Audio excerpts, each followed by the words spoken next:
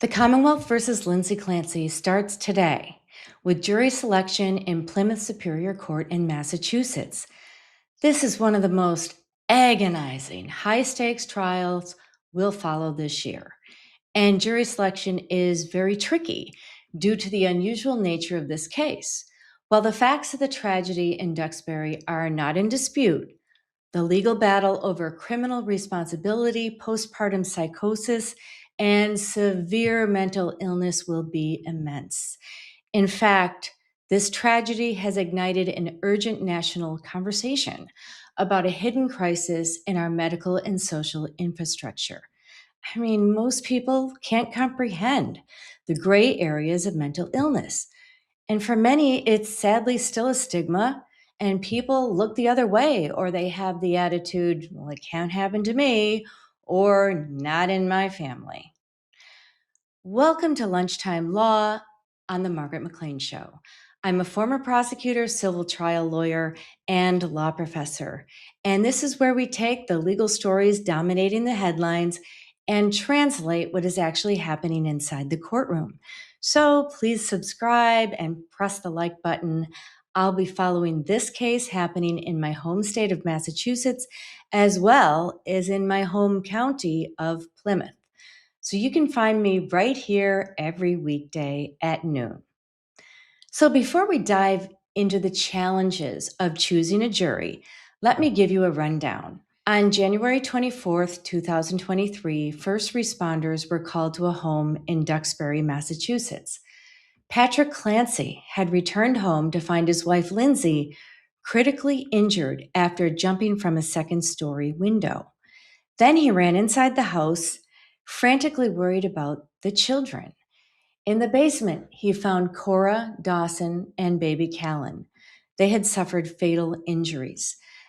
And Cora and Dawson passed away, unfortunately, that evening. And Callan passed away a few days later.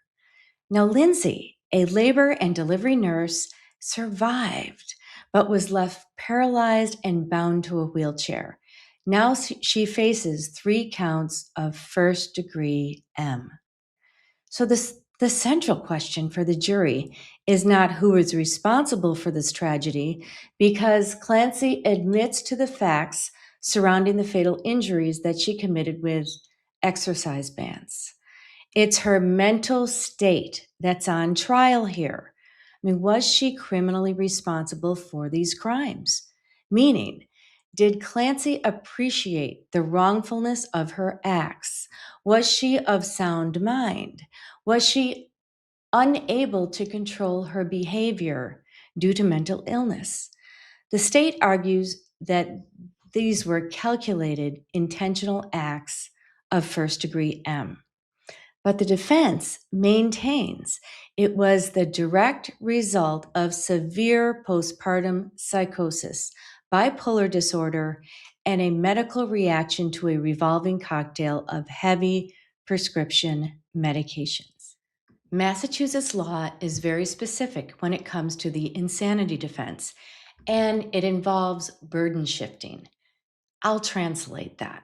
When the trial starts, Lindsay Clancy is presumed sane.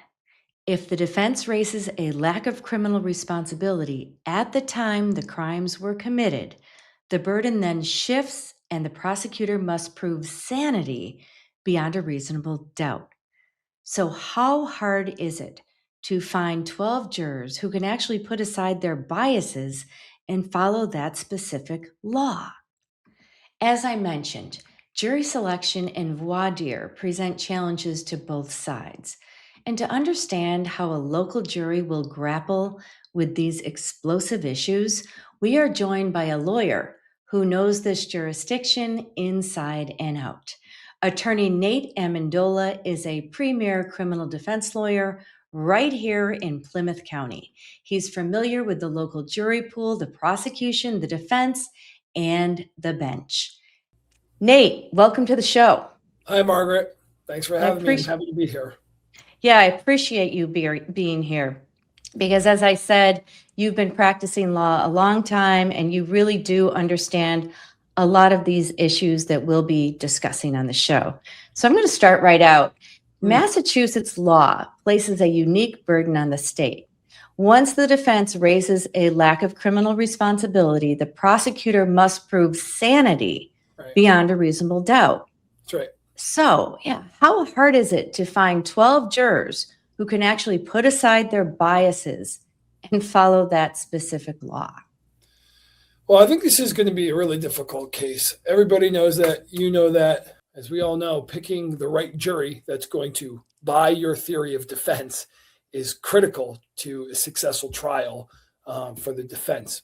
And of course, we know that the theory of defense here is not that this tragedy has happened. We know it's happened, right? And we know who committed, the fatalities. But the question then becomes, as we know, is Ms. Clancy criminally responsible? Could she conform her behavior to the societal norms? And did she appreciate whether what she was doing was wrong? And so finding the jurors and selecting the jurors, or really deselecting the jurors, to sort of buy in and understand their theory is, I think, going to be really hard here.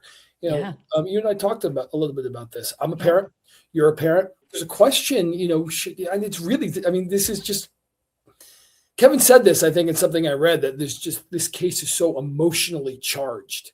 Yeah. And it is, because it's an unspeakable tragedy. I think every parent in the jury pool or the veneer, or listening to this or out there is just like going to have a lot of heartache over this.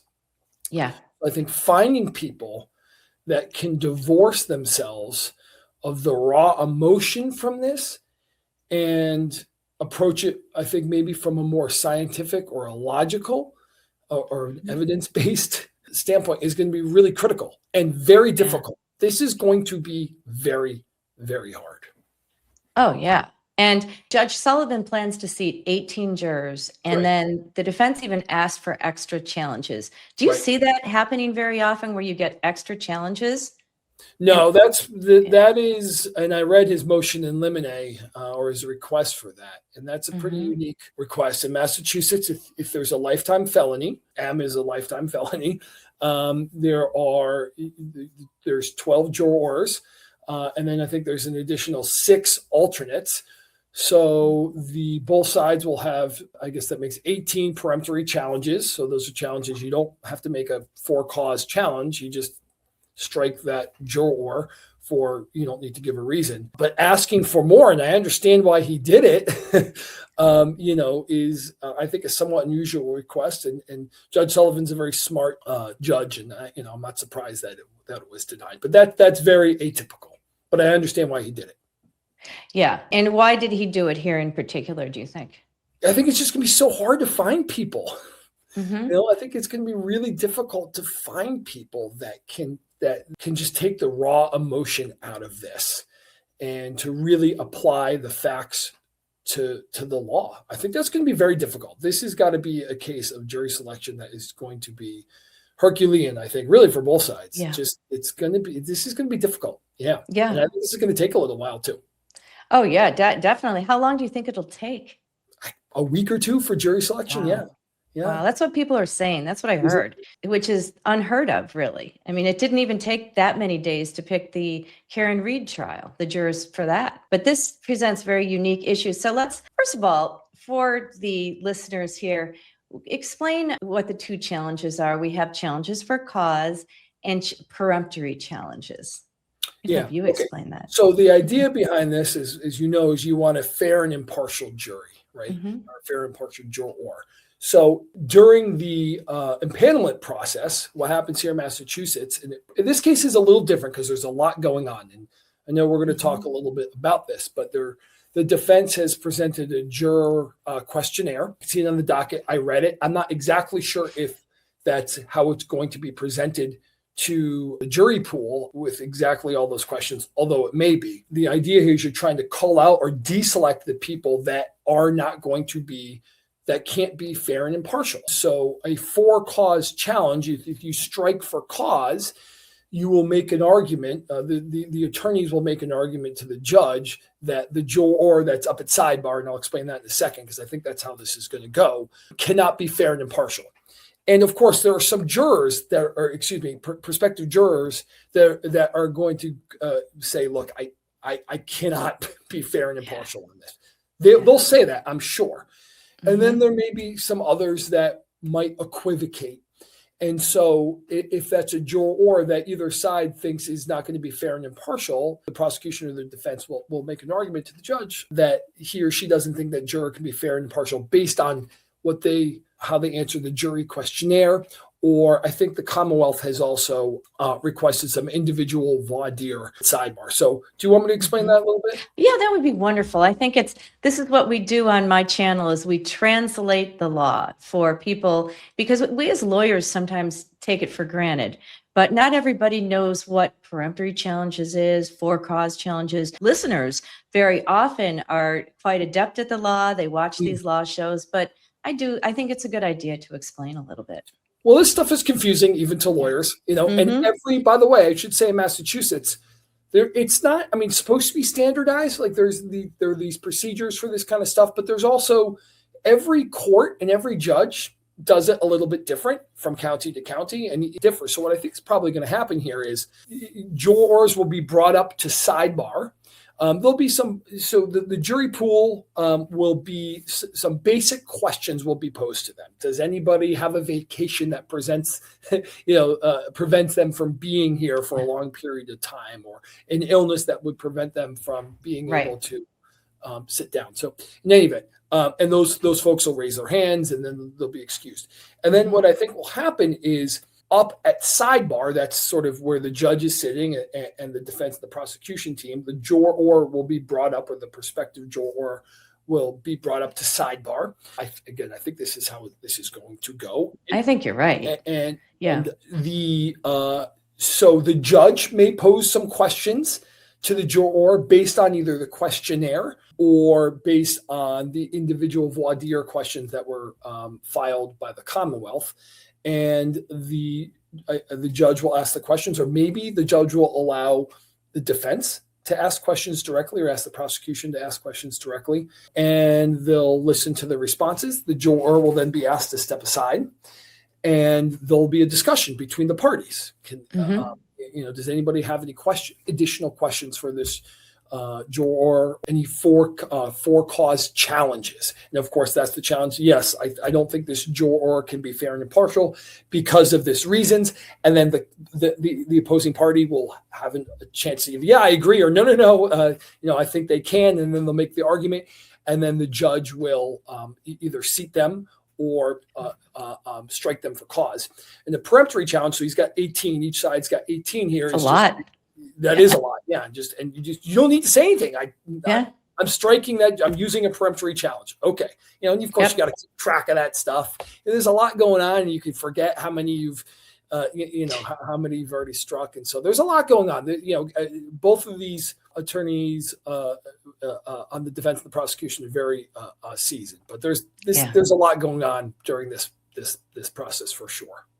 Oh, yeah. And let's say somebody answers on the jury questionnaire that they've suffered from mental illness. How much will they have to go into that? I think probably quite a bit. And that's probably, I think, some of the reason why people will be brought up in sidebar so other jurors can't hear the answers. Right. This stuff is really sensitive. And really what's on trial here is essentially mental illness. Right? Mm-hmm. Absolutely. And that's like the focal point of this trial. And I think this is one of those things. I think a lot of folks have some mental health challenges. And that's no stigma around that. There's a lot going on in the world, and I think sort of fleshing that out, with each person is going to be really critical here. And I think things are going to go pretty deep here. So I could see. I think. From my review of the questionnaire, some of these questions are fairly probing, and they probably should be. So I think it's going to go pretty deep. Yeah. I do too. What questions do you think are the most probing? Well, I think there's some of these questions like, have you ever suffered from a mental illness, or any family members? Have you ever been to a psychiatric hospital? Are you under any psychiatric care? What's the extent of that care? Are you on, I may have already said this, but are you on any medication? what are your feelings about folks who may be diagnosed with a mental illness? Yeah. What's your experience with that? Because these folks have family, right? They are husbands, their wives, or they may not be, but they certainly have parents and moms and dads. And so most people, in my experience, trying cases in Massachusetts, have a family member themselves who have some sort of trouble with their mental health. And right. Really understanding that and getting folks selecting a jury who, I'm sure there'll be people in there that are suffering or that have had the mental health challenges. And I think, striking that balance is going to be really hard here. Exactly, because if somebody has a mental illness or has a family member with a mental illness, that can cut both ways, right? Yes. So someone, for example, let's say you have a woman who suffered from postpartum depression. Maybe she had the baby blues after giving birth, but never harmed anyone in her family, or, specifically never harmed her children. She may think, well, I wouldn't do what Lindsay Clancy did, so she would be favorable to the prosecution. That's exactly right. And that's what I think makes this so hard. And you and I talked about this a little bit because you remember we were talking about the Leopold and Loeb case this is like 100 years ago we can get into this, right? Yeah, we did. With Clarence Darrow. I would think somebody who hears these facts, or at least alleged facts, might say to themselves, look, for somebody to have done this heinous act, something must be wrong. Mm-hmm. Right? They're just clearly not of sound mind. I think that's probably, by the way, at bottom of the gut reaction that the defense wants, right? Absolutely. Yes. To a juror that says, yeah, I'm a parent myself, and if something like this happened, there must be something seriously awry. But you're right. This kind of does cut both ways, because you can also see a prospective juror saying to themselves, and just like you said, I'm a parent. There is no way this is what I would fight a bear to save my kids. I'm certainly not going to, and I would win, because I think every parent here knows if you got in a fight with bear, save your kid, you're going to win. Okay, you're going to win. Absolutely, right. Yeah. So it cuts both ways. Like, how can someone potentially do this? It's just this is a really interesting case, and very mental health is just it's just at the forefront of our society right now. There's a lot going on with people, and it's just a hard time for everybody. And but then a lot going on, right? So we're post-COVID. A lot of people suffered during COVID, but then you have to look at the extent of their suffering. Were they depressed for a period of time?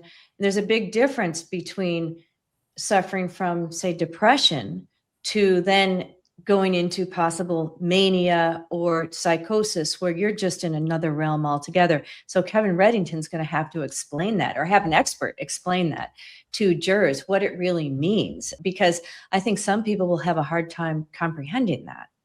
Yeah, that's a great point. And I should point out that Massachusetts law does not require, for a lack of criminal responsibility defense, which is what this is, does not require necessarily an expert to talk. I mean, Kevin's going to do that. Yeah, you're going to need it. I think you would need it. Of course. Yeah. Absolutely. But what's interesting, and so there will be an expert many experts to talk about this. But at the same time, I think this is one of those situations where there's going to be an expert, there will be experts, but the facts are so, or the alleged facts are so heinous that you almost don't need one. I mean, you do, but like it's something must clearly be wrong if this is what's happened. Yes, I completely agree. But I think we talked about this. I've pulled different friends of mine, and some women and men, and some friends are still looking at the plan, what they call the planning. And that prosecutor is going to present that. So some people can't be on, okay, well, she made sure that her husband was out of the house. She even Googled the 3V restaurant, how long it would take to get there, pick up the food. And she took that opportunity to do what she did. right? And then he comes home and she's on the ground and she's able to coherently say, the kids are, where's the kids? Where's the kids? The kids are in the basement. So I know people that are stuck on those particulars. She sounds lucid. She sounds like she was able to plan. Those friends say, I'm sorry, but I'd convict her. Right. On the logic that somebody must be of the sound mind because they've deliberately premeditated this. If they've got the cognition, the mental faculties to send the husband out on errands and plan this so that she's got 25 or 30 minutes or whatever the case may be to do whatever happened. Somebody's that logical, then they must possess the wherewithal to understand what was happening and to conform themselves to the law. But I am a lawyer. I am not an expert in psychology or anything like that. But like everyone listening, I'm a human. Mm-hmm. I've been around. I sort of am a student of human behavior just as a lawyer. This stuff's on a spectrum, right? I think, right? People, we have all walked around New York City or Boston or wherever, and some poor soul is shuffling and mumbling to themselves. Yes. And I hope they get help. I think shouldn't really be a debate that person is under some sort of mental stress. But, there's also cases, where folks, I've had friends who seem like they're doing fine. And then, unfortunately, they've gone to the other side by their own hand, and so I think there are these shades and this stuff is in a spectrum. And I think that's what makes this case so interesting is on the one hand, it does seem cut and dried, just like we've been talking about. Yet on the other, it doesn't seem like that. No. But when something's not cut and dry, right? So the prosecution still has to prove the case sanity beyond a reasonable doubt. I think they're going to have a hard time with that. Yeah. I was asked the other day, who's got the stronger case going into it, the prosecution or the defense? And I said the defense. What do you say? Even with all the horrific facts that the jury's going to hear, they're going to hear the 911 call. They're going to see crime scene photographs, the autopsies. It's going to be horrific for the first part of this trial. But will they be able to ultimately prove that she did it beyond a reasonable doubt? But criminally responsible, 100%. Because she admits she did it. But was she of sound mind? That's correct. The question, Attorney Reddington moved for a bifurcated trial, which split sort of like, did it happen? And then did she possess the mental faculties to understand the difference between right and wrong? He requested that the trial be separated into two, which was ultimately denied. And that's in the sound discretion of the trial judge. So that doesn't surprise me. But who do I think has a stronger case? Look, there are very experienced attorneys on both sides. Kevin Reddington is a legendary criminal defense lawyer. And I'm a criminal defense lawyer, so I'm a little biased, right? And you know him too. Yes, I do. Kevin's he's very affable. He's very kind. He's very likable. Juries really like him. And I think juries really like him because he's himself. He doesn't put on an act. I think it's natural for him to connect with juries over an emotional issue. And so I think, there's some skillful lawyers on the prosecution side for sure. But this is a case, I think, of emotion and what it means to be a human, right? And to be fallible. And I think Kevin again, I'm a defense lawyer, so I'm biased, but I think defense lawyers are a little bit more naturally programmed, I think, to be a little bit more emotional and touchy-feely.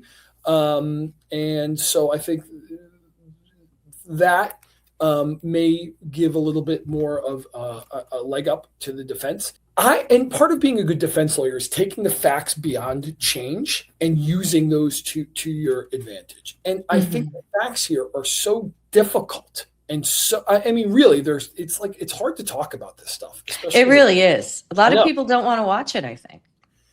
I think you're right. And even as you were giving your introduction and I was preparing for this case, thinking about it and reading the stuff, it's really hard. And to think about this poor father. It's Oh just, my God.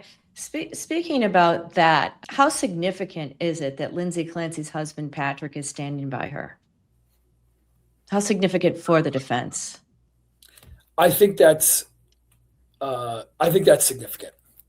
Yeah, I do. I think that's going to help the defense. But no, he's a witness on both. Listed as a defense witness and the prosecution witness. He is, but he's from the very beginning, he's taken her side.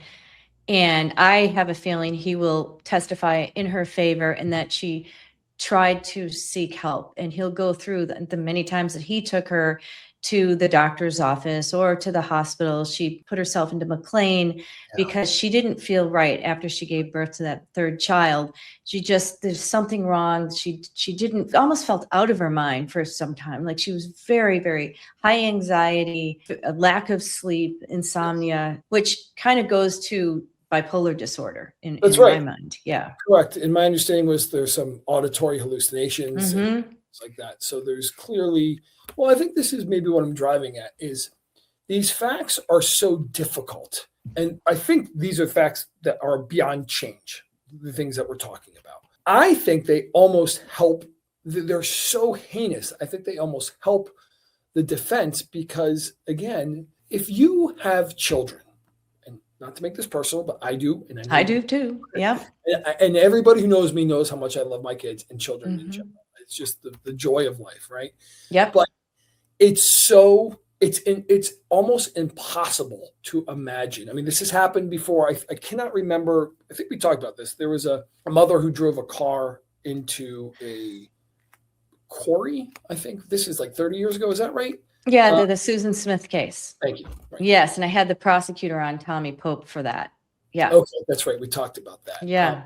I don't know I know what happened, but I don't know the facts of that case very well. I mean, certainly parents, this happens in history, right? And I think, but for somebody to do this, it at least emotionally and my gut, I try to respond to things and not react. But my reaction is for a parent to do this, something logically, it just something cannot be right. Yeah. It just doesn't make any sense. And that's partly why I feel like having parents as jurors would be, I think, I mean, I'm cogitating this through with you. Yeah, right? I was really trying to think that as well. I've been thinking, what type of juror would I want if I'm on the defense? This is, I don't, and let's talk about that. I mean, if this was me, I'd be sitting down with my wife, my my parents, my in-laws, my sister, and getting everybody's opinion on this. That's how I do. I kind of workshop things and I think things through because I don't have, my ideas often get killed by other people, and I'm like, oh, they're right. I think I'm right on this, but I'm not, right? And so I would be workshopping this a lot, much in the same way I am with you right now. And I don't know. Part of me thinks, I mean, we talked a little bit about this, but part of me thinks that if you're a parent, you may be a good juror. I mean, you've really got to think this through. But I know for the defense, because how can somebody do this? I know. It just can't be right upstairs. There must be some sort of misfire. Right. And they will present evidence, I'm sure witness testimony, and I'm sure from Patrick Clancy himself that she was a good mother. She worked at Mass General Hospital in the labor and delivery department as a nurse. And I'm sure we're going to get a lot of testimony that this woman was just like me, probably a lot like me when I was then raising the children and they were younger. She would take them, she would build snowmen with them. That's what she did on that day. She'd take them to the doctor. She was very anxious because she had to go back to work. Who's not? What good mother isn't anxious about, oh my gosh, I'm going to have to go back to work. How can I leave my children? So, they're going to present that side of her. And I think you're right. Any parent. So there must be something horribly wrong that she would ultimately commit these acts. That's what I'm saying. And by the way, get this too. I mean, there's certainly this postpartum depression, which my limited medical understanding can be fairly common, or certainly is something in mothers. The same thing. My understanding is the same thing can happen for fathers too. Oh, yeah. And so I think fathers also may be potential good jurors. When I was talking about this with my wife, she was very quickly was like, yeah, there is no way I would convict Miss Clancy because something is obviously wrong. A mother doesn't do this type of thing. And that quick reaction, I think, is what the defense and the prosecution too is really going to try to key in on. I mean, some of this stuff, this. It's not what a juror says in impanelment, but how they say it. And their reactions and their timing, and can you see them cogitating on something? And I think part of picking a jury, which by the way is a skill and very, very difficult, as you both know, it's really hard. So hard. I'm running out of time, so I had to cut our conversation short. I really enjoyed the discussion. It doesn't get better than a former prosecutor chatting with a defense attorney. I'll be sharing more of that interview with attorney Amendola as we keep our eyes on jury selection in this tragic case. Again, thank you for tuning into Lunchtime Law with Margaret McLean on The Margaret McLean Show.